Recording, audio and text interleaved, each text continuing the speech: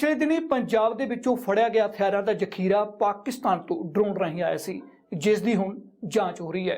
उधर सूबे के मुख मंत्री कैप्टन अमरिंदर सिंह केंद्रीय गृह मंत्री अमित शाह नूं अपील कर रहे हैं कि इस ड्रोन की चुनौती नाल नजिठिया जाए। तो दूजे पासे अकाली दल के सीनियर लीडर बिक्रम सिंह मजीठिया कह रहे हैं कि वो छेती ही अखां खोलण वाला इस मामले ते खुलासा करनगे।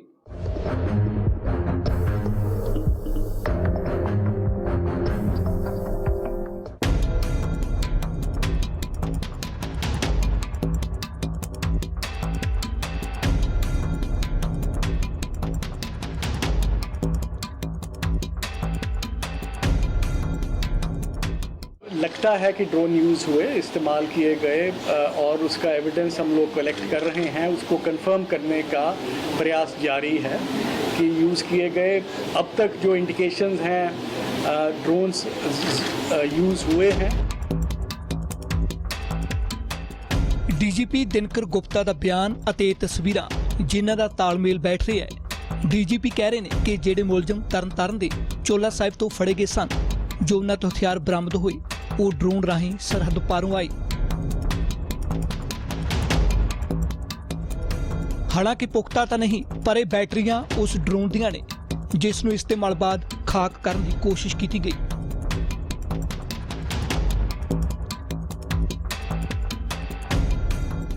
लगता है कि ड्रोन यूज़ हुए, इस्तेमाल किए गए और उसका एविडेंस हम लोग कलेक्ट कर रहे हैं। उसको कंफर्म करने का प्रयास जारी है कि यूज़ किए गए। अब तक जो इंडिकेशंस हैं ड्रोन्स यूज़ हुए हैं और एक ये बड़ा चैलेंज है हमारे लिए, सिक्योरिटी चैलेंज है पंजाब पुलिस के लिए भी, इंडियन स्टेट के लिए भी, बीएसएफ के लिए भी, एयरफोर्स के लिए भी। सो सारी कार्यशैली जो है, सारे इसके एक चैलेंज सामने आया है। पहले भी बात हो रही थी, लेकिन अब हमारे बिल्कुल सामने ये चैलेंज आ गया है और इसका चैलेंज का सामना किया जाएगा।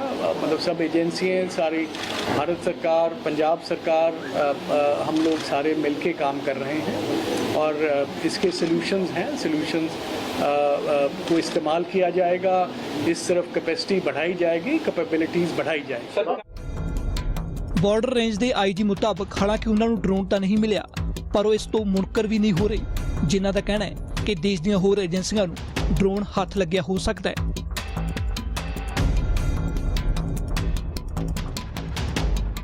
नहीं, नॉट टू माई नॉलेज कि अगर बॉर्डर रेंज किते साडे लोकल पुलिस ने किया होता it should have in my knowledge, but not to my knowledge. अगर किसी होर एजेंसी ने किसी ने किया हो, I am not aware about that till now.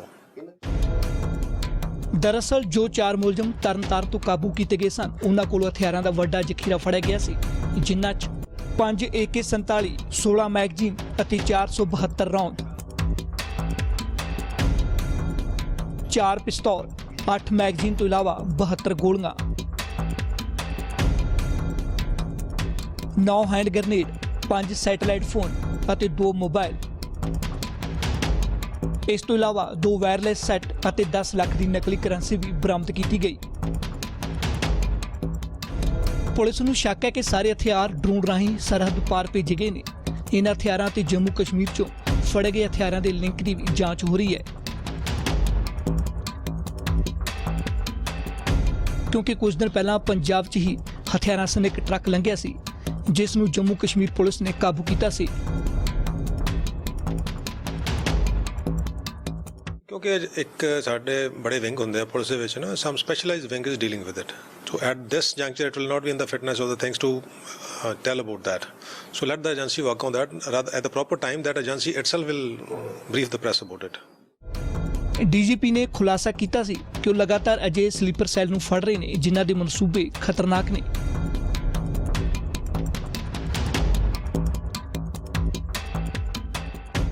देखिए, ऐसा है कि स्लीपर सेल्स के बारे में पता लग रहा है, इसीलिए हमने इतने लोग पकड़े हैं। ये मान सिंह शेर सिंह वाला जो मॉड्यूल हमने मेरे होते हुए मैं तब डीजी इंटेलिजेंस था, आईडीजी इंटेलिजेंस था, तो उस समय हमने पकड़ा था ये 2017 में। वो अभी जेल में है। सो ये करीब हम लोग अभी तक शायद 137 या कुछ इतने लोग पकड़ चुके हैं अभी तक, जो डिफरेंट मॉड्यूल्स के करीब 28 मॉड्यूल पकड़े गए हैं पिछले, मैं 2.5 साल की बात कर रहा हूँ। तो ये सब स्लीपर सेल ही हैं। जो अभी पीछे जो ब्लास्ट हुआ तरन तारण में हुआ, जिसमें करीब 8-9 लोग पकड़े गए अब तक, तो वो लोग भी नए लोग थे जो पहले कुछ धंधों में नहीं थे। ये जो आकाशदीप है, दूसरे लोग हैं, ये सारे लोग पकड़े जा रहे हैं। ये पुलिस के काम की वजह से ही पकड़े जा रहे हैं। ਹੁਣ ਮੁੱਖ ਮੰਤਰੀ ਕੈਪਟਨ ਅਮਰਿੰਦਰ ਸਿੰਘ ਦੇ ਇਸ ਟਵੀਟ ਤੇ ਨਜ਼ਰ ਮਾਰੋ। ਇਸ ਟਵੀਟ ਰਾਹੀਂ ਮੁੱਖ ਮੰਤਰੀ ਸਾਫ਼-ਸਾਫ਼ ਕਹਿ ਰਹੇ ਨੇ ਕਿ ਪਾਕਿਸਤਾਨ ਤੋਂ ਡਰੋਨ ਰਾਹੀਂ ਪੰਜਾਬ 'ਚ ਹਥਿਆਰ ਸੁੱਟੇ ਗਏ ਨੇ, ਜੋ ਇੱਕ ਨਵਾਂ ਤਰੀਕਾ ਹੈ ਅਤੇ ਬੇਹੱਦ ਘਿਨਾਉਣਾ ਹੈ। ਇਹ ਸਾਰਾ ਕੁਝ ਧਾਰਾ 370 ਦੇ ਖਤਮ ਹੋਣ ਬਾਅਦ ਹੋ ਰਿਹਾ ਹੈ।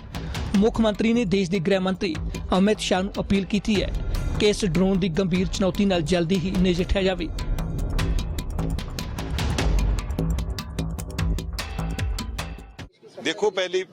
ਦੇਖੋ ਸਭ ਤੋਂ ਵੱਡੀ ਗੱਲ ਹੈ ਕਿ ਸੀਐਮ ਸਾਹਿਬ ਇੰਨੇ ਸਤਰਕ ਨੇ ਕਿ ਉਹਨਾਂ ਦੀ ਕੋਈ ਵੀ ਕਾਮਯਾਬੀ ਜਿਹੜੀ ਜਾਂ ਕੋਈ ਵੀ ਉਹਨਾਂ ਦੀ ਨਾਪਾਕ ਇਰਾਦਾ ਹੈ ਉਹਨੂੰ ਕਾਮਯਾਬ ਨਹੀਂ ਹੋਣ ਦੇ ਜਾ ਰਹੇ। ਇਸ ਗੱਲ ਤੇ ਸੀਐਮ ਸਾਹਿਬ ਮਤਲਬ ਵਧਾਈ ਦੇ ਵੀ ਪਾਤਰ ਨੇ ਕਿ ਹਰ ਗੱਲ ਨੂੰ ਬਹੁਤ ਮੋਨੀਟਰਿੰਗਲੀ ਆਪ ਦੇਖ ਰਹੇ ਨੇ। ਔਰ ਪਾਕਿਸਤਾਨ ਨੇ ਤੇ ਕਰਨਾ, ਉਹ ਸਾਡਾ ਦੁਸ਼ਮਣ ਹੈ, ਦੁਸ਼ਮਣ ਦਾ ਕਾਹਦਾ ਡਰ ਹੈ, ਪਰ ਆਪਾਂ ਨੂੰ ਅਸੀਂ ਜਾਗਦੇ ਆ ਨਾ, ਸਾਡੀ ਤਾਂ ਆਪਣੀ ਗੱਲ ਹੈ। ਸੀਐਮ ਸਾਹਿਬ ਜਾਗਦੇ ਨੇ ਔਰ ਹਰ ਗੱਲ ਤੇ ਪੂਰਾ ਧਿਆਨ ਰੱਖ ਰਹੇ ਨੇ। ਔਰ ਤੁਸੀਂ ਦੇਖ ਲਓ ਹਰ ਗੱਲ ਹੋਣ ਤੋਂ ਪਹਿਲਾਂ ਉੱਤੇ ਕਾਬੂ ਪਾਇਆ ਜਾ ਰਿਹਾ ਹੈ। ਪਾਕਿਸਤਾਨ ਨੇ ਤੇ ਕੰਮ ਕਰਨਾ, ਦੁਸ਼ਮਣ ਦਾ ਕਾਹਦਾ ਗੁੱਸਾ ਆਪਾਂ ਨੂੰ, ਉਹ ਦੁਸ਼ਮਣ ਹੈ। ਪਰ ਉਧਰ ਅਕਾਲੀ ਦਲ ਦੇ ਸੀਨੀਅਰ ਲੀਡਰ ਬਿਕਰਮ ਸਿੰਘ ਮਜੀਠੀਆ ਇਸ ਮਾਮਲੇ ਤੇ ਸਭ ਦੀਆਂ ਅੱਖਾਂ ਖੋਲਣ ਵਾਲਾ ਖੁਲਾਸਾ ਕਰਨ ਦਾ ਦਾਅਵਾ ਕਰ ਰਹੇ ਨੇ। ਮੈਂ ਨਾ ਇਹਦੇ ਬਾਰੇ ਜੇ ਤੁਸੀਂ ਮੇਰੇ ਤੇ ਕੱਲ ਤੱਕ ਬੇਰ ਕਰੋ, ਕੱਲ ਆਪਾਂ ਫੇਰ ਇਕੱਠੇ ਹੋਵਾਂਗੇ, ਕਿਉਂਕਿ ਮੇਰੇ ਕੋਲ ਇਹਦੇ 'ਚ ਇੰਪੋਰਟੈਂਟ ਗੱਲਾਂ ਨੇ ਤੁਹਾਨੂੰ ਦੱਸਣ ਵਾਲੀਆਂ, ਜਿਹਦੇ ਬਾਰੇ ਮੈਂ ਅੱਜ ਨਹੀਂ ਕੁਝ ਕਹੂੰਗਾ। ਕੱਲ ਤੁਹਾਨੂੰ ਵਿਸਥਾਰ ਪੂਰਵਕ ਵਿਦ ਐਵੀਡੈਂਸ ਇੱਕ ਗੱਲ ਤੁਹਾਨੂੰ ਰੱਖੂੰਗਾ, ਤੁਹਾਡੀ ਅੱਖਾਂ ਖੁੱਲ ਜਾਣਗੀਆਂ ਸਭ। ਦੇਖੋ ਸ਼ੁਕਰ ਹੈ, ਪਹਿਲੀ ਗੱਲ ਤੇ ਮੈਂ ਕਹੂੰ ਬਿਕਰਮ ਮਜੀਠੀਆ ਦੀਆਂ ਅੱਖਾਂ ਖੁੱਲਣਗੀਆਂ ਆਪਣੀਆਂ ਵੀ, ਕੋ ਦੇਖ ਸਕਦਾ ਹੈ ਕਿ ਲਾਗੇ ਬੰਨੇ ਕੀ ਹੋ ਰਿਹਾ, ਕਿਉਂਕਿ 10 ਸਾਲ ਤੇ ਅੱਖਾਂ ਬੰਦ ਕਰਕੇ ਇਹਨਾਂ ਨੇ ਕੰਮ ਕੀਤਾ ਹੈ। ਸੋ ਸਰਕਾਰ, ਕੈਪਟਨ ਸਾਹਿਬ ਖੁਦ ਇਹ ਹਰ ਗੱਲ ਨੂੰ ਮੋਨੀਟਰਿੰਗ ਕਰ ਰਹੇ ਆ। ਅੱਖਾਂ ਖੋਣ ਵਾਲੇ ਖੁਲਾਸੇ ਜੇ ਕੋਈ ਹੈਗੇ, ਜੇ ਤੁਸੀਂ ਓਪੋਜੀਸ਼ਨ ਦੱਸੋ, ਜੇ ਕੋਈ ਕੰਮ ਸਾਡੇ ਕਰਨ ਵਾਲਾ ਹੋਊ ਸਰਕਾਰ ਕਰੇਗੀ, ਇਹਦੇ 'ਚ ਦਿੱਕਤ ਕਿਸ ਗੱਲ ਦੀ ਹੈ? ਤੁਸੀਂ ਵੀ ਉਹਨੇ ਪੰਜਾਬ ਦੇ ਹਿਤੈਸ਼ੀ ਆਪਣੇ ਆਪ ਨੂੰ ਗਿਣਦੇ ਜੇ, ਦੱਸੋ ਜਿਹੜਾ ਕੋਈ ਕੰਮ ਤੁਹਾਡੀ ਨਿਗਾਹ 'ਚ ਦੱਸੋ।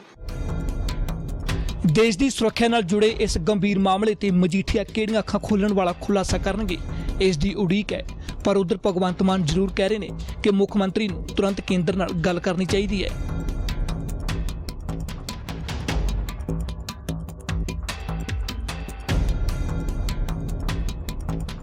देखो जे इस तरह का होया तो ये बहुत सीरीयस केस है।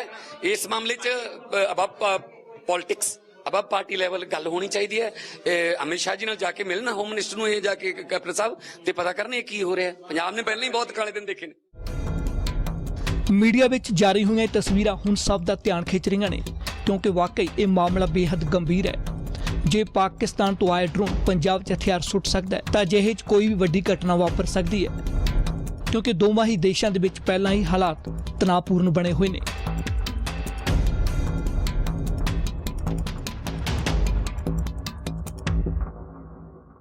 ਫਿਲਹਾਲ ਹੁਣ ਸਮਾਂ ਇੱਕ ਬ੍ਰੇਕ ਦਾ, ਤੇ ਬ੍ਰੇਕ ਤੋਂ ਬਾਅਦ ਮੁੜ ਹੁੰਨੇ ਜਲਦ ਹਾਜ਼ਰ।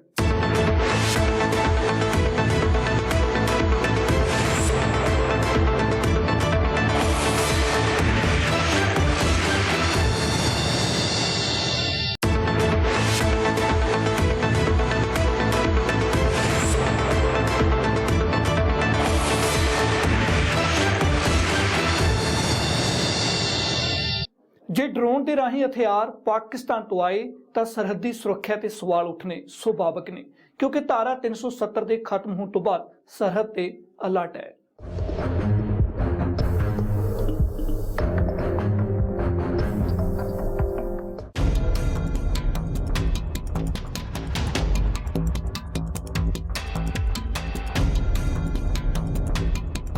ਤਰਨਤਾਰਨ ਦੇ ਚੋਲਾ ਸਾਹਿਬ ਤੋਂ 4 ਮੁਲਜ਼ਮਾਂ ਦੇ ਫੜੇ ਜਾਣ ਬਾਅਦ ਜੋ ਹਥਿਆਰਾਂ ਦਾ ਜ਼ਖੀਰਾ ਪੰਜਾਬ ਪੁਲਿਸ ਨੇ ਬਰਾਮਦ ਕਰਨ ਦਾ ਦਾਅਵਾ ਕੀਤਾ ਹੈ, ਉਹ ਸਾਰੇ ਹਥਿਆਰ ਆਏ ਕਿੱਥੋਂ, ਕਿਵੇਂ ਆਏ?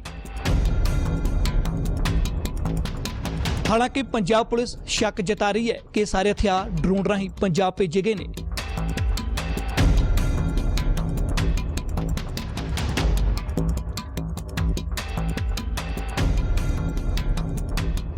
ਜੇ ਸੱਚਮੁੱਚ ਡਰੋਨ ਰਾਹੀਂ ਹਥਿਆਰ ਪੰਜਾਬ 'ਚ ਸਪਲਾਈ ਹੋਏ ਨੇ ਤਾਂ ਵੱਡਾ ਸਵਾਲ ਸਰਹੱਦੀ ਸੁਰੱਖਿਆ ਤੇ ਉੱਠ ਰਿਹਾ ਹੈ, ਜਿਸ ਦੀ ਜ਼ਿੰਮੇਵਾਰੀ BSF ਦੀ ਹੈ।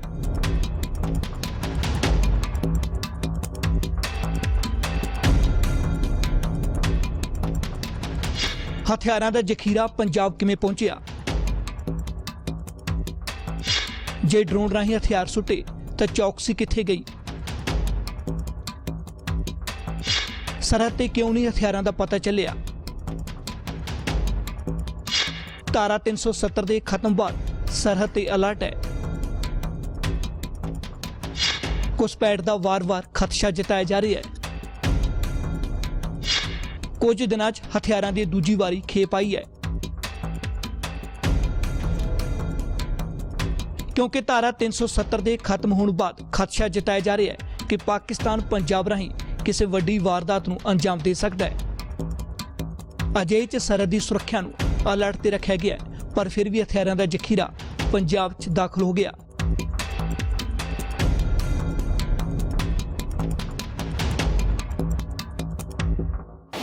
और एक ये बड़ा चैलेंज है हमारे लिए, सिक्योरिटी चैलेंज है पंजाब पुलिस के लिए भी, इंडियन स्टेट के लिए भी, BSF के लिए भी, एयरफोर्स के लिए भी। सो सारी कार्यशैली जो है, सारे इसके एक चैलेंज सामने आया है। पहले भी बात हो रही थी, लेकिन अब हमारे बिल्कुल सामने ये चैलेंज आ गया है और इसका चैलेंज का सामना किया जाएगा। मतलब सब एजेंसियाँ, सारी भारत सरकार, पंजाब सरकार, हम लोग सारे मिलके काम कर रहे हैं। ਦੇਖੋ ਗੱਲ ਇਹ ਹੈ ਜਿਹੜੀ ਦੇਖੋ ਪੰਜਾਬ ਪੁਲਿਸ ਬੜੇ ਮੁਸਤੈਦੀ ਤਰੀਕੇ ਦੇ ਨਾਲ CM ਸਾਹਿਬ ਆਪ ਹਰ ਗੱਲ ਨੂੰ ਵਾਚ ਕਰ ਰਹੇ ਨੇ ਔਰ ਬੜੇ ਤਰੀਕੇ ਦੇ ਨਾਲ ਜਿਹੜੀ ਕੋਈ ਇੱਕਾ ਦੁੱਕਾ ਵਾਰਦਾਤ ਵਾਪਰਦੀ ਹੈ ਜਾਂ ਹੋਣ ਜਾ ਰਹੀ ਹੈ, ਉਸ ਤੋਂ ਪਹਿਲੇ ਉੱਤੇ ਕਾਬੂ ਪਾਇਆ ਜਾ ਰਿਹਾ। ਇਸ ਮਾਮਲੇ ਨੂੰ ਰੈਫਰੈਂਡਮ 2020 ਨਾਲ ਵੀ ਜੋੜਿਆ ਜਾ ਰਿਹਾ ਹੈ, ਪਰ DGP ਦਾ ਦਾਅਵਾ ਹੈ ਕਿ ਪੰਜਾਬ 'ਚ ਰੈਫਰੈਂਡਮ ਦਾ ਕੋਈ ਪ੍ਰਭਾਵ ਨਹੀਂ। रेफरेंडम 2020 जो चल रहा है आपके सामने है, ये जो अच्छी बात ये है कि रेफरेंडम 2020 के लिए पंजाब में कोई टेकर्स नहीं है, उसको कोई सपोर्ट नहीं है, किसी वर्ग से कोई सपोर्ट नहीं है, किसी पॉलिटिकल पार्टी से सपोर्ट नहीं है। सभी पॉलिटिकल पार्टीज़ के लोग जो हैं वो इसके खिलाफ हैं, आपके सामने हैं, उनकी स्टेटमेंट्स हैं, they are a matter of record in the media, आप देख सकते हैं। दूसरा ये भी है कि यहाँ रेफरेंडम, पंजाब एक हिंदुस्तान एक डेमोक्रेटिक मुल्क है, we are all proud of its democracy, एक सबसे बड़ी डेमोक्रेसी है दुनिया की। यहाँ हर 5 साल के बाद, हर 2.5 साल के बाद, यहाँ 5 साल के बाद पार्लियामेंट्री इलेक्शन होता है। 17 में यहाँ इलेक्शंस हुए, मार्च 17 में जब सरकार बनी, स्टेट सरकार बनी। उसके बाद अभी 19 में अप्रैल में 19 में अभी पार्लियामेंट्री इलेक्शंस हुए। तो हर 2.5 साल के बाद यहाँ इलेक्शन हो रहे हैं। ये और इससे बड़ा रेफरेंडम क्या होगा? मतलब इन लोगों की कोई सपोर्ट बेस नहीं है, कुछ लोग हैं जो वेस्टेड इंटरेस्ट हैं जो ये चीज़ कर रहे हैं, लेकिन हम लोग टोटली कमिटेड हैं। जहाँ भी कोई अपना हाथ में कानून तोड़ने की कोशिश करेगा, चाहे वो किसी के साथ भी ताल्लुक़ रखता हो, चाहे रेफरेंडम के साथ ताल्लुक़ रखता हो, किसी भी आउटपुट के जो भी वायलेंट एक्टिविटी करेगा, हम उस पर एक्शन लेंगे। ਇਸ ਤੋਂ ਪਹਿਲਾਂ ਤਰਨਤਾਰਨ 'ਚ ਧਮਾਕਾ ਹੋਇਆ ਸੀ। ਇਸ ਧਮਾਕੇ 'ਚ 2 ਲੋਕਾਂ ਦੀ ਮੌਤ ਹੋ ਗਈ ਸੀ, ਜਿਸ ਤੋਂ ਬਾਅਦ ਪੁਲਿਸ ਕਈ ਲੋਕਾਂ ਨੂੰ ਇਸ ਮਾਮਲੇ 'ਚ ਗ੍ਰਿਫਤਾਰ ਕਰ ਚੁੱਕੀ ਹੈ। ਅਜਿਹੇ 'ਚ ਹੁਣ ਇਸ ਹਥਿਆਰਾਂ ਦੇ ਜ਼ਖੀਰੇ ਨੇ ਸੁਰੱਖਿਆ ਏਜੰਸੀਆਂ ਦੀ ਨੀਂਦ ਉਡਾ ਦਿੱਤੀ ਹੈ। ਮਾਮਲੇ ਦੀ ਗੰਭੀਰਤਾ ਨੂੰ ਵੇਖਦੇ ਪੰਜਾਬ ਦੇ ਮੁੱਖ ਮੰਤਰੀ ਕੈਪਟਨ ਅਮਰਿੰਦਰ ਸਿੰਘ ਕੇਸ ਦੀ ਜਾਂਚ NIA ਨੂੰ ਸੌਂਪ ਚੁੱਕੇ ਨੇ।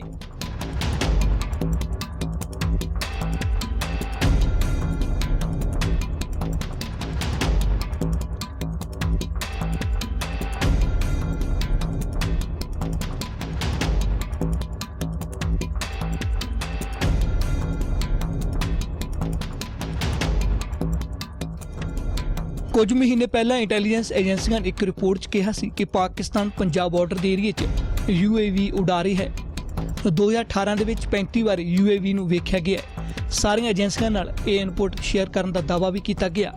ਇਹ ਰਿਪੋਰਟ 'ਚ ਇਹ ਵੀ ਕਿਹਾ ਗਿਆ ਕਿ ਡਰੋਨ ਪੰਜਾਬ ਬਾਰਡਰ ਏਰੀਆ 'ਚ ਉੜਦੇ ਹੋਏ ਦੇਖੇ ਗਏ ਨੇ, ਜਿਨ੍ਹਾਂ ਦਾ ਸਕੈਚ ਬਣਾ ਕੇ ਬਾਰਡਰ ਮੈਨੇਜਮੈਂਟ ਨੂੰ ਵੰਡਣ ਦੀ ਗੱਲ ਆਖੀ ਗਈ ਸੀ।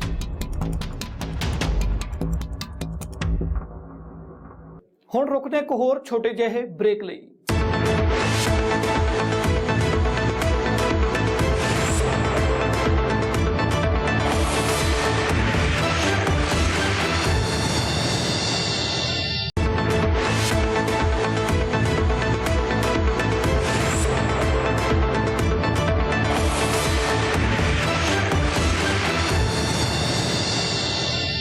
ਹੁਣ ਡਰੋਨਸ ਬਾਰੇ ਜਾਣ ਲੈਂਦੇ ਹਾਂ। ਡਰੋਨ ਬਾਰੇ ਭਾਰਤ ਵਿੱਚ ਕੀ ਨੇ ਨਿਯਮ ਅਤੇ ਇਸ ਦੀ ਕਿੱਥੇ-ਕਿੱਥੇ ਹੁੰਦੀ ਹੈ ਵਰਤੋਂ।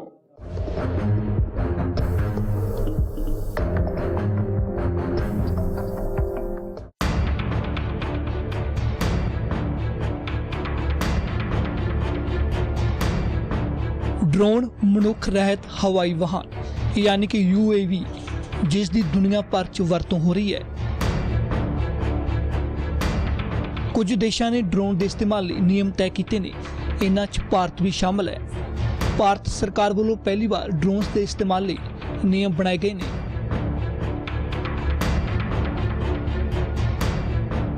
ਪਰ ਡਰੋਨਸ ਨੂੰ ਅਜੇ ਕਿਸੇ ਸਮਾਨ ਦੀ ਡਿਲੀਵਰੀ ਲਈ ਇਸਤੇਮਾਲ ਨਹੀਂ ਕੀਤਾ ਜਾ ਸਕਦਾ।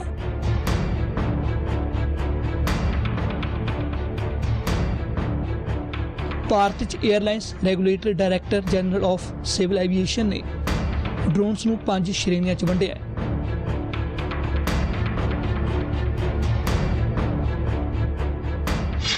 ਨੈਨੋ 250 ਗ੍ਰਾਮ ਤੋਂ ਘੱਟ,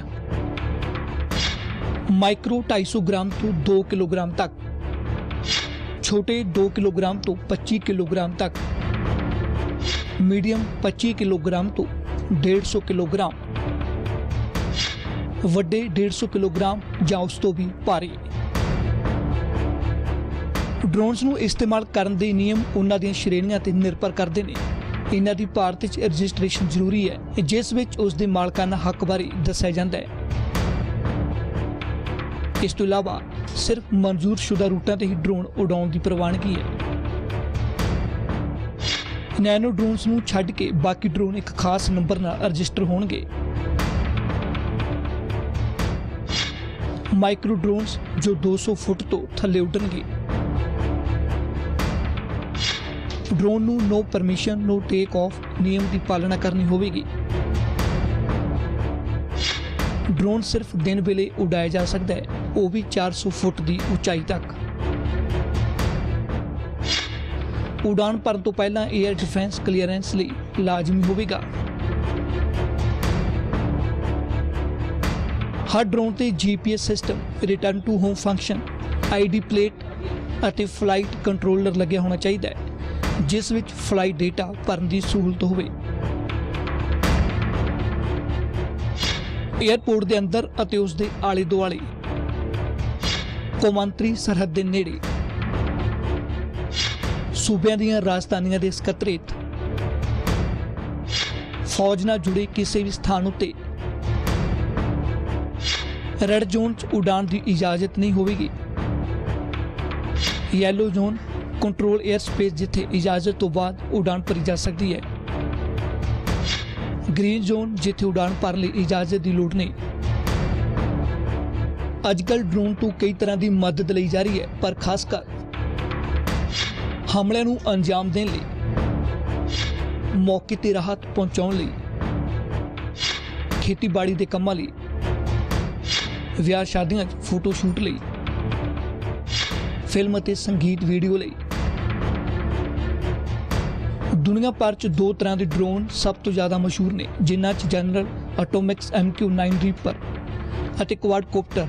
ਕੁਆਡਕੋਪਟਰ ਇੱਕ ਆਮ ਡਰੋਨ ਹੈ, ਪਰ ਜਨਰਲ ਐਟੋਮਿਕਸ MQ-9 ਰੀਪਰ ਇੱਕ ਖਤਰਨਾਕ ਡਰੋਨ ਹੈ। ਇਸ ਡਰੋਨ ਨੂੰ ਅਮਰੀਕਾ ਦੀ 에ਅਰ ਫੋਰਸ ਵਰਤਦੀ ਹੈ। US ਕਸਟਮਸ ਅਤੇ ਬਾਰਡਰ ਪ੍ਰੋਟੈਕਸ਼ਨ ਵੀ ਇਸ ਡਰੋਨ ਦੀ ਵਰਤੋਂ ਕਰਦੀ ਹੈ, ਔਰ ਰਾਇਲ 에ਅਰ ਫੋਰਸ ਵੀ ਇਸ ਡਰੋਨ ਨੂੰ ਵਰਤਦੀ ਹੈ। ਇਟਾਲੀਅਨ 에ਅਰ ਫੋਰਸ ਕੋਲ ਵੀ ਇਹ ਡਰੋਨ ਹੈ। ਇਸ ਡਰੋਨ ਦੀਆਂ ਅੱਗੇ ਕੀ ਕਿਸਮਾਂ ਨੇ ਜੋ ਦੁਨੀਆ ਦੇ ਵੱਖ-ਵੱਖ ਦੇਸ਼ਾਂ ਨੇ ਤਿਆਰ ਕੀਤਾ ਹੈ। ਜਨਰਲ ਐਟੋਮਿਕਸ MQ-9 ਰੀਪਰ ਅਮਰੀਕਾ ਨੇ ਤਿਆਰ ਕੀਤਾ ਹੈ। ਇਸ ਦੀ ਵਰਤੋਂ ਅਮਰੀਕਾ ਜੰਗ ਦੇ ਮੈਦਾਨ ਅਤੇ ਜਾਸੂਸੀ ਲਈ ਕਰਦਾ ਹੈ। ਹਾਲਾਂਕਿ ਅੱਜਕੱਲ ਨਾਰਮਲ ਕਿਸਮ ਦੇ ਡਰੋਨ ਦੀ ਵਰਤੋਂ ਹੋ ਰਹੀ ਹੈ। ਚੀਨ 'ਚ ਤਾਂ ਡਰੋਨ ਖਾਣ ਪੀਣ ਦੀਆਂ ਚੀਜ਼ਾਂ ਇੱਕ ਥਾਂ ਤੋਂ ਦੂਜੀ ਥਾਂ ਪਹੁੰਚਾਉਣ ਲਈ ਵਰਤੇ ਜਾਂਦੇ ਨੇ। ਪਰ ਪੰਜਾਬ 'ਚ ਹਥਿਆਰਾਂ ਦਾ ਜ਼ਖੀਰਾ ਫੜੇ ਜਾਣ ਬਾਅਦ ਇਹ ਡਰੋਨ ਦੇਸ਼ ਦੀ ਸੁਰੱਖਿਆ ਏਜੰਸੀਆਂ ਲਈ ਸਿਰਦਰਦੀ ਬਣੇ ਹੋਏ ਨੇ। ਸਰਹੱਦ ਪਾਰੋਂ ਹਥਿਆਰ ਪਹੁੰਚਾਉਣ ਲਈ ਚਾਈਨੀਜ਼ ਡਰੋਨ ਦੇ ਇਸਤੇਮਾਲ ਦਾ ਖਦਸ਼ਾ ਜਤਾਇਆ ਜਾ ਰਿਹਾ ਹੈ।